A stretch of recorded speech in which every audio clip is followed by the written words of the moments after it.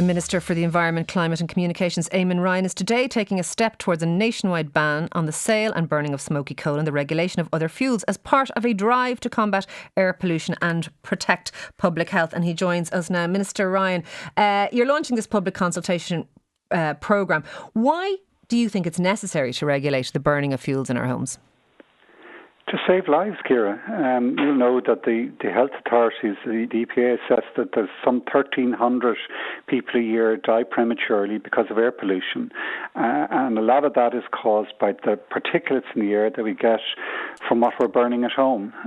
Coal, wet wood, turf, other products that leave a problem in the home as well as for within the house, but also more widely.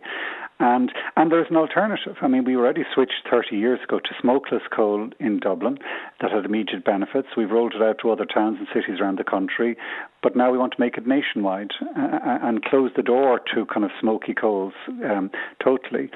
Similarly with wood, people will know there's a lot of wood for sale, which is what you might call wet wood. It's not properly dried. That's really hard to light, and it leaves a really high amount of particulate matter, causes the exact same pollution problem. So it's by regulation. It's just by saying to the industry, yes, we will be able to burn, have a fire and so on, but we set the standards so that there's less pollution, so that actually you get a better product, because all the analysis that the cost for energy that you get from the smokeless coal, it's actually cheaper. It's actually better fuel. Same with dry wood. It's better wood to use to burn. You aren't then, because there's been a lot of talk about this is a thin end of a little wooden wedge that first of all we'll ban the smoky coal, but then we'll ban all solid fuel that produces these particulates, and that we're inching towards no longer allowing people to have an open fire or a solid fuel burning stove in their homes. No, it's about switching away from the polluting ones, and it's purely a public health matter. Now, down the line, we are moving towards having better built homes, better standards, using the likes of heat pumps, so that people have alternatives that are actually better, that give a better, warmer, cosier and cheaper to run home. That'll take time, but in the interim, we can't be polluting or seeing 1,300 people a year die.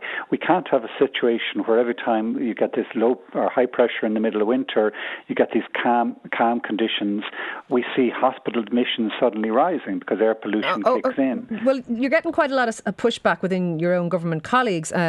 Timmy Dooley was on to us earlier. He said he supports the smoky coal ban, but not a ban on turf or timber. And a lot of Fianna Fáil politicians are saying that this is going to be difficult for people on low income and that this is unnecessary in rural Ireland. I mean, what do you say to those types of criticisms? There's not universal support for this at all. Well, because that issue, people with low incomes, is critical, and that's one of the reasons we increased the fuel allowance in last year's budget, and also why we provided some 280 million euros, most of it targeted at people in lower income households to be able to to kind of improve the house, to make them more energy efficient, to be able to have alternatives that they can afford. And similarly, it isn't an outright ban. There will still be, in the traditional way, if someone's cutting their own turf from the bog and using it for their own resources, that's not going to be banned. It is the regulation here of the sale of these products. That seems counterintuitive, though. You're saying that the wet types of solid fuel create worse pollution than the dry types. Surely then peat and turf and those ones that are very closely held by the heart of rural Ireland are going to be as bad, if not worse, than some of the things you're banning. Yeah, but what we're not going to be doing, I suppose, Ciara, is going out kind of checking, are you using that bog that your family have used for the last 50, 100 years? And are you, that is not where the regulation will come in. So if you've an emotional attachment to your fuel, you're grand, but if you're just poor and can't afford to have like a retrofitted house, you're not? No. What it is on the regulation of the sale of those materials, so that the energy companies who are supplying it make the switch. And that's the clever way to go in terms of health protection and promotion.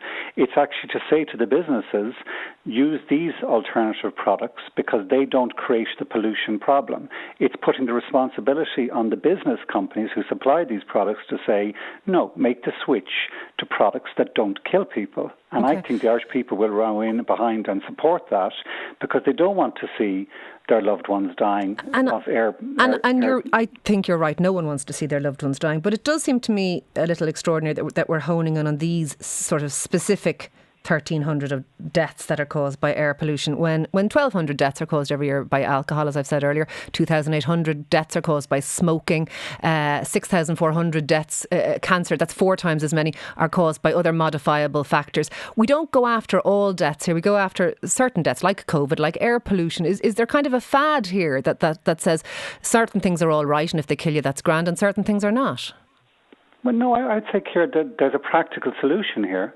On one hand, we have a product of smoky bituminous coal, which causes the health problem, and you have an alternative which actually does the job better, which is better value for money, and by just a simple regulation, we can say switch completely from one to the other, and that doesn't affect people's rights or freedoms or home, but it affects our health and air quality. So why would we not, where we have this mechanism to improve people's health, proceed with it?